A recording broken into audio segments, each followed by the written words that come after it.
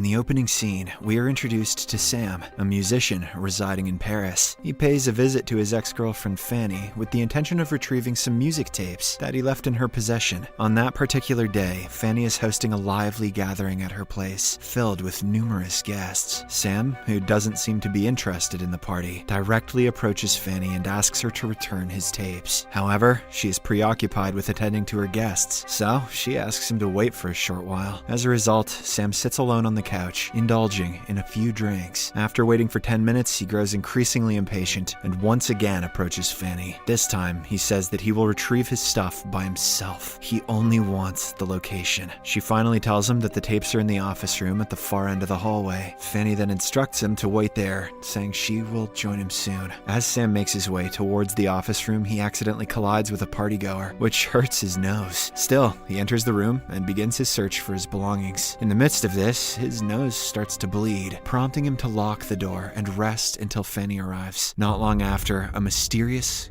commotion breaks out just outside the office door, but Sam remains oblivious and continues sleeping. He awakens the following morning and proceeds to leave with his belongings, but as soon as he steps out of the room, he is shocked by a completely chaotic and disheveled apartment. Blood stains mar the walls, and he finds no signs of anyone inside. He slowly ventures into the stairway, only to discover that some people, including his ex-girlfriend, have been transformed into Z-words. When he calls out to her by name, they suddenly react by charging at him. Startled, he locks himself inside Fanny's apartment and tries to understand what's going on. Just then, Sam notices a family trying to run away from an adjacent apartment. However, they are easily overwhelmed and killed by the hundreds of zombies lurking outside. Witnessing this, a traumatized Sam realizes that he cannot leave the confines of the apartment, so he begins renovating the room. As he is cleaning the blood-stained floor, he is suddenly jolted by the sound of a gunshot, causing the floor to shatter. Peering through the resulting hole, Sam discovers that an elderly man has ended it all. Intrigued and determined to investigate further, Sam enlarges the hole using a pipe and descends to the lower level. There, he discovers a harrowing scene. A resident has committed the unthinkable after murdering his infected wife, whom he had restrained in a chair. Sam then gathers all the essential supplies, including food and the deceased man's shotgun, to ensure his safety. After this, Sam cautiously navigates the building and closes the doors to prevent more zombies from infiltrating. He meticulously searches each room, collecting useful items and marking the occupied ones infested with the undead. While inspecting the premises, Sam plans to return to Fanny's floor via the elevator, but he discovers a zombified old man inside. Despite this, he refrains from killing him, thinking that the zombie is harmless. Why would he think that? Instead, Sam secures the elevator door with a belt, preventing the zombie from exiting. After thoroughly checking the entire building, Sam concludes that the apartment, situated several stories above the ground, is the only secure place available. Following this, we get to know that the zombies have taken over all of Paris. They are very fast-moving and respond in hordes to any sight or sound. The eerie silence of the zombies and lack of any significant noise adds to the atmosphere of dread. That night, Sam seeks solace in listening to his past recordings, providing a temporary respite from the tension. As the following day dawns, Sam keenly observes the movements of the zombies that have overrun the surrounding area. He then calculates the necessary quantity of food supplies to sustain himself throughout the ongoing invasion. Later, overwhelmed by pent-up emotions, he unleashes his feelings by blaring music at maximum volume, unaware that it can attract the creatures.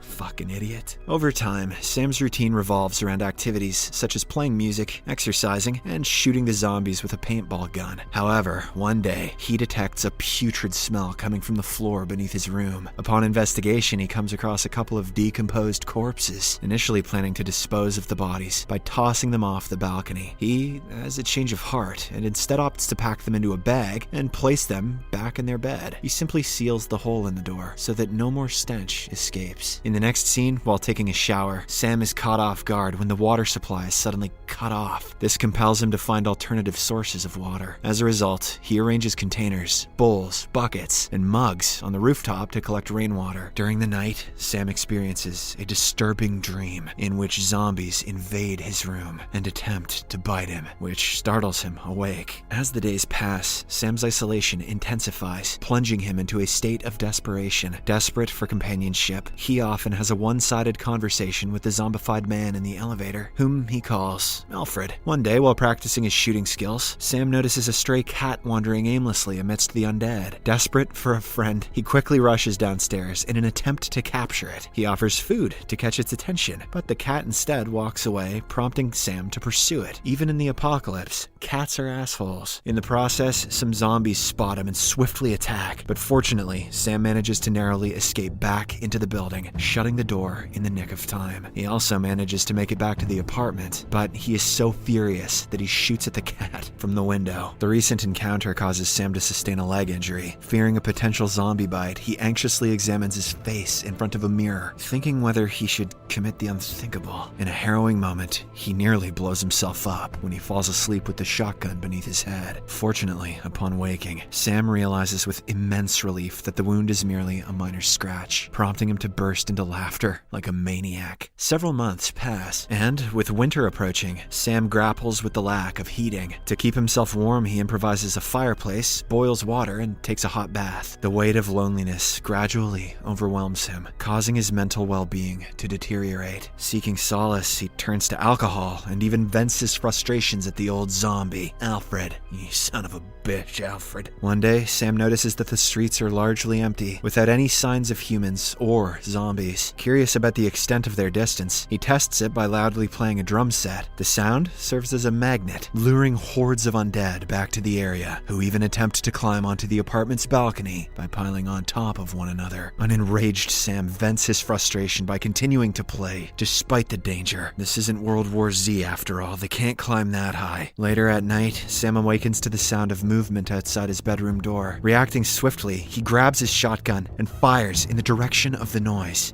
As he walks out to check, he shockingly discovers that he has shot a woman who was a fellow survivor. Overwhelmed with guilt, he quickly carries her to his bed and attempts to save her, since she is the first uninfected person he has met. Sam carefully removes the bullets, applies medication, and provides her with a place to rest. Later on, he notices the woman's bag, which contains an abundance of rope and a grappling hook. It turns out that she utilizes these items to travel between rooftops in her journey. The following morning brings relief to Sam as he observes the woman's steady recovery. They engage in conversation, and she introduces herself as Sarah. As they share their experiences, Sarah reveals that she has met other survivors who have managed to endure the pandemic in a manner similar to Sam. Regardless, many of them have suffered mental breakdowns and descended into madness. Sam also shares his daily routine and tells her how he has survived thus far. In addition, he introduces Sarah to Alfred, explaining that they have been together since the beginning. However, Sarah expresses concerns about the risks of keeping a zombie in close proximity, as they pose a constant threat. Not Alfred, says Sam. He's chill. In the passing days, Sam and Sarah develop a close bond, participating in uplifting activities such as singing and sharing meals. During the evenings, Sam, as usual, chats with Alfred, sharing his innermost thoughts. In the morning, he calculates the food supplies for the two of them and realizes that it will not last for long. As a result, he descends to the lowest apartment in the building, containing zombified occupants. He drills a hole in the door and shoots all the zombies from a safe distance before venturing inside to retrieve the food provisions. However, when he returns to his apartment, he doesn't find Sarah anywhere and begins to panic. After searching for a while, Sam finally finds her on the roof. Sarah states that she wants to leave, saying that it is impossible to survive in this building for long. She argues that if they stay here, they will never know if there's any other safe place beyond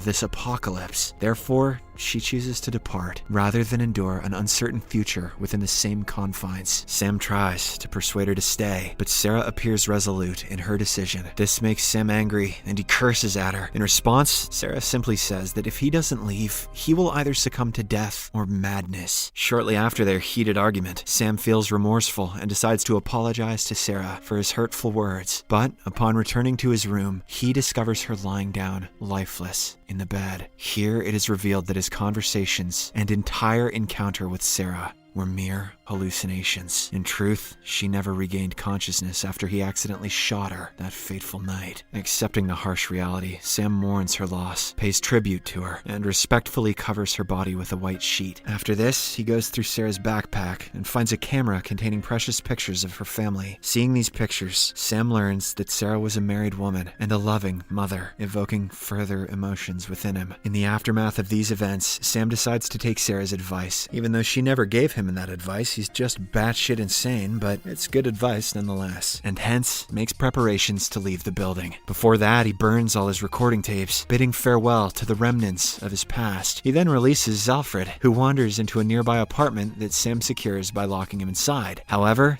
the act of burning the tapes triggers a fire alarm, attracting the attention of the horde of zombies outside. The blaring sound causes the relentless undead to break down the doors and flood the building. Although Sam manages to eliminate a few with his weapon, their overwhelming numbers force him to lock himself inside the elevator. With no options left, he climbs the elevator shaft and descends to the upper floor. One zombie relentlessly pursues him, but Sam manages to incapacitate it by hitting it with a blunt object. After this, he climbs up through the same hole he had made earlier. The place is swarming with deadly zombies, but thankfully, a thick layer of smoke prevents them from detecting Sam, who stealthily manages to slip away. In the final scene, Sam reaches the rooftop and throws a rope towards the adjacent building. Unfortunately, when he swings across the street, he collides with the wall and loses consciousness while hanging in mid-air. A few moments later, he regains consciousness and then summons all of his strength to pull himself up onto the rooftop. Sam then stares out into the seemingly endless skyline of Paris and vows to continue